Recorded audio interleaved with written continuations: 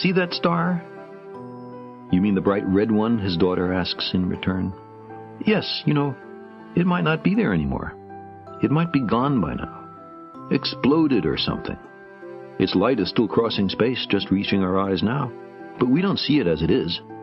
We see it as it was. Many people experience a stirring sense of wonder when they first confront this simple truth. Why? Why should it be so compelling? The immense distances to the stars and the galaxies mean that we see everything in space in the past. Some as they were before the Earth came to be. Telescopes are time machines.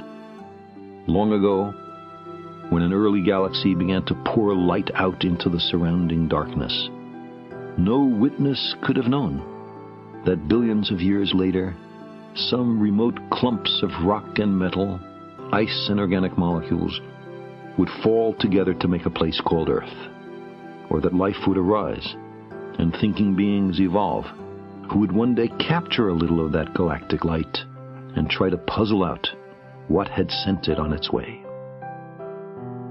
We can recognize here a shortcoming, in some circumstances serious, in our ability to understand the world. Characteristically, willy-nilly, we seem compelled to project our own nature onto nature.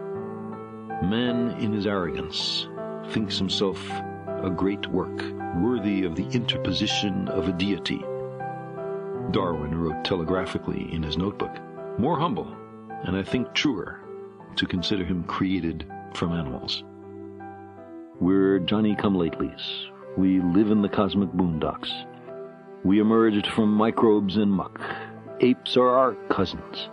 Our thoughts and feelings are not fully under our own control.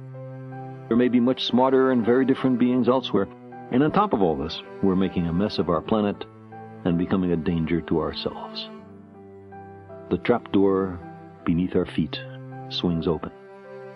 We find ourselves in bottomless freefall. We are lost in a great darkness, and there's no one to send out a search party. Given so harsh a reality, of course we're tempted to shut our eyes and pretend that we're safe and snug at home, that the fall is only a bad dream. If it takes a little myth and ritual to get us through a night that seems endless, who among us cannot sympathize and understand? We long to be here for a purpose, even though, despite much self-deception, none is evident.